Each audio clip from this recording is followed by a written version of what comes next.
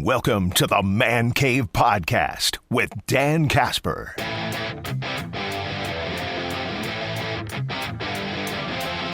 Local Sports Roundup brought to you by Carpet City Flooring Center because spring sports is in full bloom.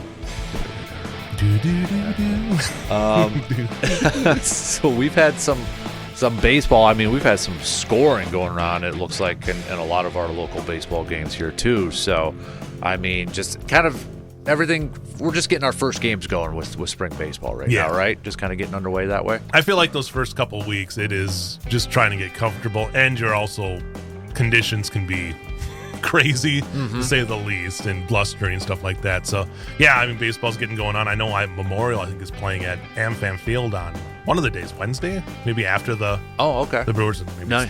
Yeah, because that is Wednesday, or maybe it was one of the days this week. I know I was writing it down on my schedule. Just a quick note, too. I'm glad you mentioned that. They did change the game time for that game, I believe. I'll have to double check it. I did get an email from Greg Matzik about that a little bit earlier. So I think it's let me pull it up here because I don't want to. He's going to the email. He's clicking the mouse. April 16th game. Yeah. First pitch is at 12:10. So I don't. Well, that's still on the schedule like that. So I don't know.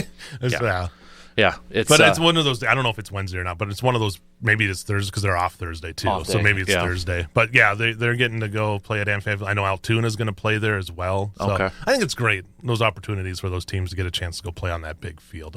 Absolutely. To play on a Major League Baseball field. I just want to go play catch on the Major League. For them to get a chance to play, that's awesome. I agree. Softball, kind of the same boats for girls softball. We had a good non-conference matchup over the weekend. Altoona and Fall Creek battling. I believe Altoona got the win in that one. So, yeah, softball rounding out and shaping up. Again, this week looks like it's going to be a pretty good week until the end of the week. But most of the teams will be off towards the end of the week anyway because of the holiday. That's right. So, should be a good week to get out there. You know, I covered some golf last week. Tennis is starting up as well. So, yeah, I mean, we're starting to get the spring swing is going on strong, and it's fun. Track and field, obviously, they enjoy the warmer weather and not the 43-degree and overcast track meets. Well, did I see too with soccer, Memorial playing on the new field and picking up a win too? Yep. So Memorial and North both opened up their new stadiums with soccer matches there. North ended up with a 0-0 draw in theirs, and then Memorial getting the win. So there's going to be some fun matches to watch. It's going to be a little different watching there instead of the grass field. I mean, for 15 years, that's where I've always shot the games. And now they're going to be a lot of night games, too. It was always my afternoon, like, hey, it's 4 o'clock. I can go over, run across the street, shoot some soccer, and then get it done before the 6 o'clock. So I'll miss that aspect of it. But, I mean, for them to have that stadium, that for both those schools, what great opportunities. And it's going to change things up where they can play those soccer matches where a lot more parents can get there. 4 o'clock is a quick turnaround. A lot of people aren't even done with work by 4 o'clock. So getting a lot of these evening games is going to definitely make it, to the advantage of the parents and the kids to have their families there. Exactly.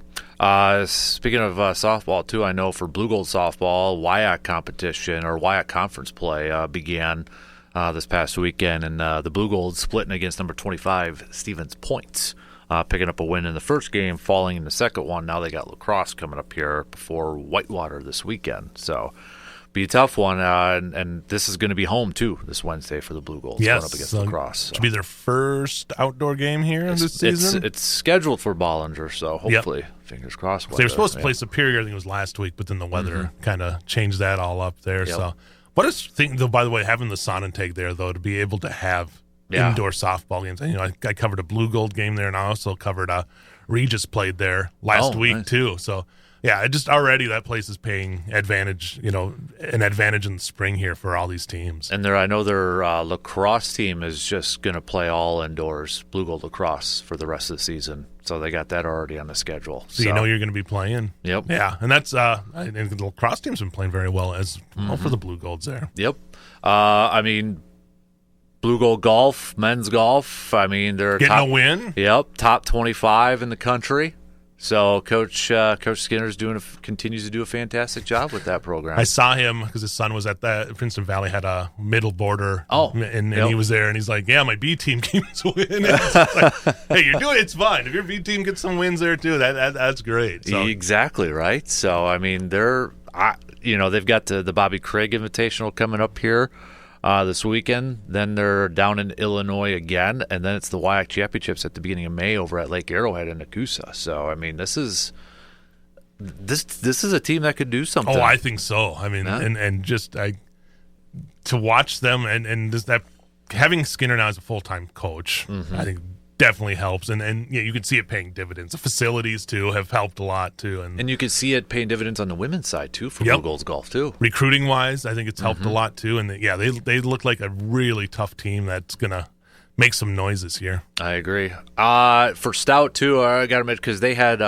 They're one of the few teams in the country, but flag football, they had the tournament over this past weekend for Stout too, and I know with in conjunction with the Vikings over there too. But I mean that's got to be so cool, to see that. And I hope that continues to grow. I would love to see it just expand and get a WEAU conference and just keep it going from there. It was the UW Stout Jamboree flag football going on this past weekend, so really cool to see that. And you're right, I hope that even like high school, I know there's some teams trying to kind of form in that too. So, but this you mentioned high school golf there too. Are we not quite to conference tournaments yet, right? For high school golf, or conference meets. Conference meets. Yeah, they start up. I think really more this week. And it was like middle border last week was one, but I think the Big Rivers really starts because Hudson had their invite. They play at Troy Byrne like 3 times. So it's like, oh man! But I think they're at Troy Byrne this week for the Big Rivers meet as well. So do you think like Memorial and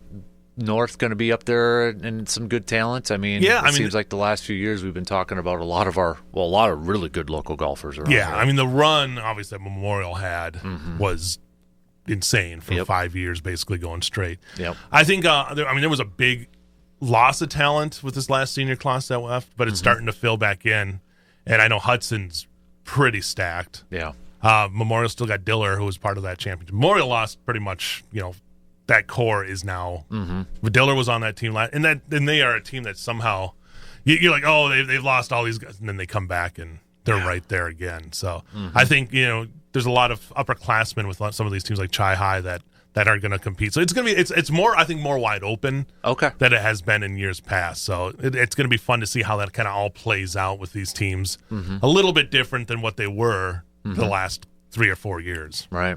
Do want to give a shout out. We did have a no-hitter for Regis baseball last week too, right? Brogelman tossed that no-hitter for Regis too. So I know Dr. Crow gave a shout out on Friday, but Regis baseball going to be another team you think too to contend this year? I think so. I think as we go with again, these teams all have talented players. And I think Clover Belt wise, it's going to be battles. Because I don't know if I think everybody's kind of stacked up there very even this year. So Falk Creek plays well. Bloomer, always tough team, and Cadott, Warren Bovia pitching there for Cadott, and McDonald, obviously, team that makes state runs. So I mean, I don't want to leave any of these teams out. Exactly. But I think it's just that it's going to be a lot of these teams are just going to be.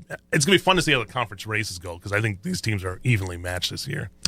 Well said. I know it feels like a cop out when I say that, but I feel like right now there's not one that's really solid. It's still early. It's still early. Like even softball wise, I don't know if there's any teams right now that are completely above anybody else this year.